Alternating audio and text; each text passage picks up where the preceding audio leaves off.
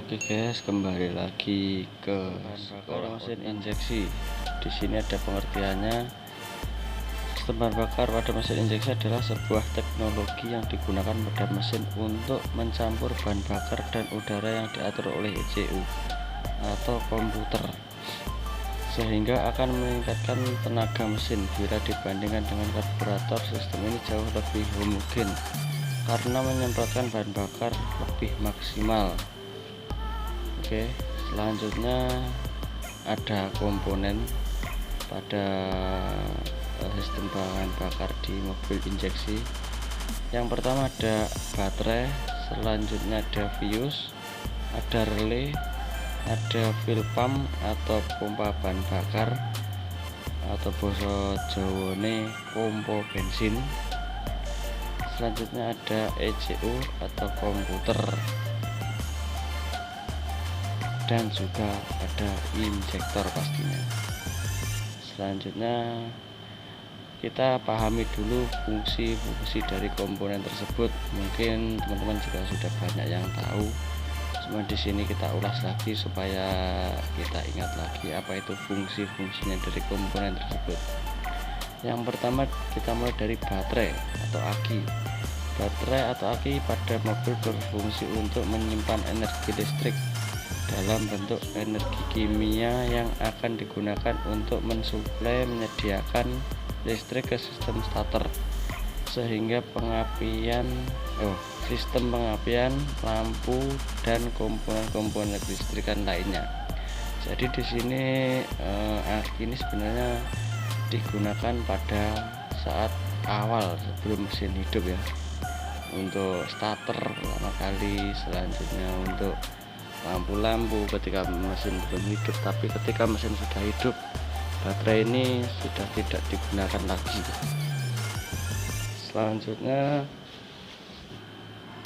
Selanjutnya kita ke fuse atau sekring. Fungsi sekring antara lain, yang pertama untuk membatasi arus listrik yang mengalir melebihi batas atau kapasitas tertentu. Yang kedua, untuk mencegah terjadinya bahaya kebakaran akibat hubungan pendek.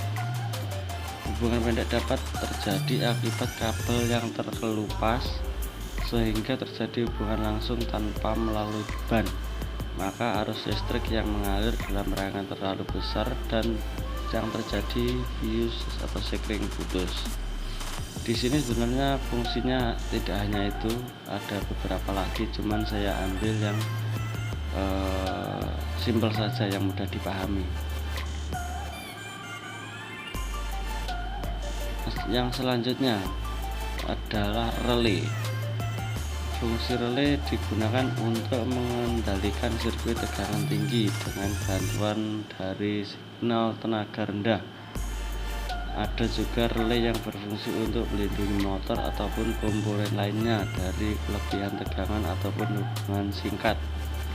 Jadi di sini jika ada katakanlah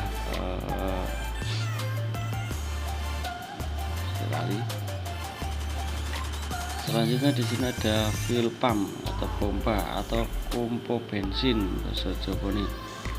Fuel pump berfungsi sebagai alat yang digunakan pada kendaraan untuk memompa bahan bakar dari tank melalui filter bahan bakar ke injektor.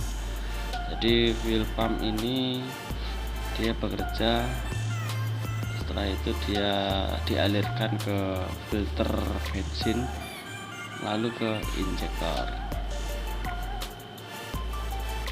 Selanjutnya adalah ECU komputer. Dilihat dari fungsinya, utamanya engine control module atau ECM.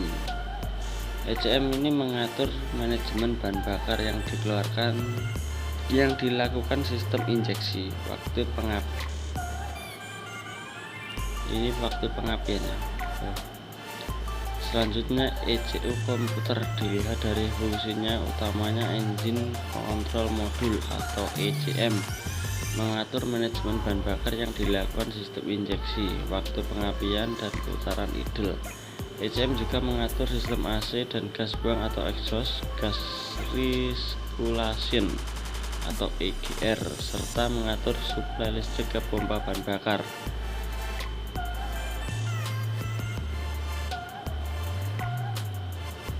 Yang terakhir adalah injektor. Secara sederhana saja, fungsi injektor menyemprotkan bahan bakar ke dalam ruang bakar dengan merubah partikel menjadi kabut.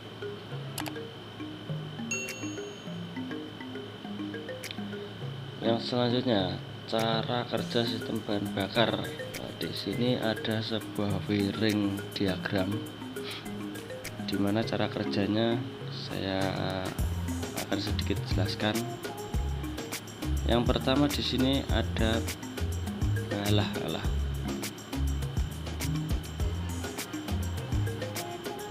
yang pertama di sini ada baterai, ada negatif, yang positif itu adalah lari pada fuse. Kita bahas yang atas dulu. Di sini ada fuse IG main. Dia lari ke IG2. Di situ ada relay IG2. Dia berhenti di kontak poin, dia belum terhubung. Ketika kunci kontak di on dan dia kontak poin, dia akan terhubung dan arus akan mengalir ke relay fuel pump, tetapi di situ belum bekerja. Dia bekerja ketika ada massa dari FC2 dari ECU. Setelah itu kita lanjutkan, ada fuse fuel pump. Fuse ini menuju ke relay fuel pump.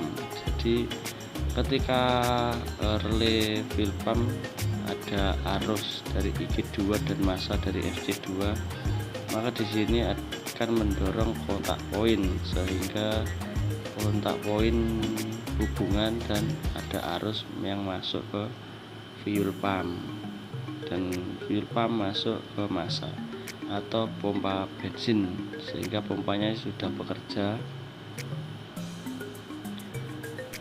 Selanjutnya di sini ada sekring EV ya. Sekring EV ini dia masuk ke relay EV main. Di situ di paralel, yang pertama yang atas ini yang ada kontak poinnya ini, dia berhenti di situ karena belum ada arus ya dari bawah. Di bawah ada arus tetapi belum ada massa dari MRO ECU. Ketika ECU memberikan massa, maka kontak poin di atas dia akan bekerja sehingga ada arus yang masuk ke injektor tersebut. Di situ arus positif dia standby terus. Setelah itu yang dimainkan adalah negatifnya sama ECU nya. Jadi yang mengatur penyemprotannya itu adalah dari ECU, bukan arus positif tapi negatif yang dimainkan. Jadi ketika dicek, ketika kondisi kontak on, maka di situ ada arus yang standby. Ya kurang lebih seperti itu gambarannya cara kerjanya sistem bahan bakar pada mobil injeksi. Jadi lebih efisien ya daripada karburator. Ya memang mungkin lebih simpel karburator, tetapi di sini sudah diatur oleh ECU. Kalau di karburator masih manual ya. Oke, cukup sekian video kali ini. Mungkin akan ada video-video yang selanjutnya. Semoga video kali ini berguna buat teman-teman semuanya. Jangan lupa support terus channel otomotif ini supaya bisa berkembang lebih baik. Oke, cukup sekian. Wassalamualaikum warahmatullahi wabarakatuh.